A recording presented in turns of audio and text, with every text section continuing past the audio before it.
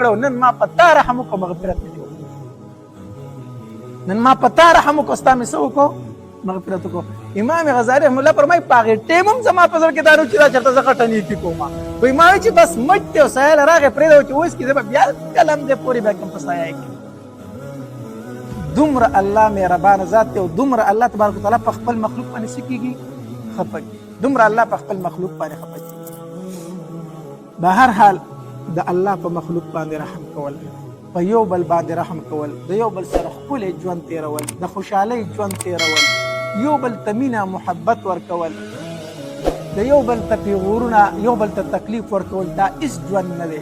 زمونږ حالت خو دا رسېدلی دی که نه چې که په کور کې په یو ورور باندې تکلیف راشي نو هغه د بل ورور نه پټوي. ځکه یې پټوي که نه وایي سبا راته دی دا په نوڼۍ باندې ږدي، زه خو دې قرض پیسې اخلم نو سبا یې راته په چند باندې دا خبره دې ګرځوي. حتی در دې پورې چې ښځه خپلې خبرې د پلار کور خبرې خاوند ته نشي کولی. ځکه که هغه ورته وکړي که نه نو سبا یې ورته دا خاوند وایي که نه ما درته نه وایي چې ستا د پلار کورنۍ چې دا هېڅ خلک نه دی، ما خو درته مخکې نه دا خبره کړې چې دا هېڅ خلک نه دی.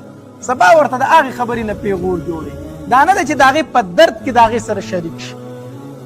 نو په ګاونډ کې که د یو تن ډېر سخت ضرورت وي خو بل ته نه وایي، بل کلي ته پسې ځي او هلته چاته وایي یاره ما لږې پیسې راکړه، په ګاونډ کې نه غواړي. ولې؟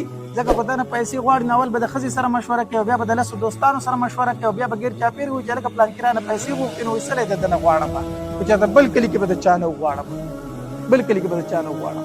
نو به هر حال د خپل د یو بل د تکلیفونو نه خوند اخیستل، د یو بل سپکاوی کول، دا د مسلمان شان نه دی، دا د مسلمانۍ خلاف ده، دا د انسانیت هم خلاف ده، د انسانیت هم خلاف ده. به هر حال انسانیت دا دی، مسلماني دا ده چې موږ په مشکل کې یو بل ته لاس ورکړو، یو بل روچت کو د مصیبتونو نه. په دې باندې به انشاءالله زموږ زړه ته هم سکون وي او د الله په دربار کې به هم یو. الله تبارک وتعالی د عمل کولو توفیق دا نصیب کړي. واخر دعوانا الحمد لله رب العالمین.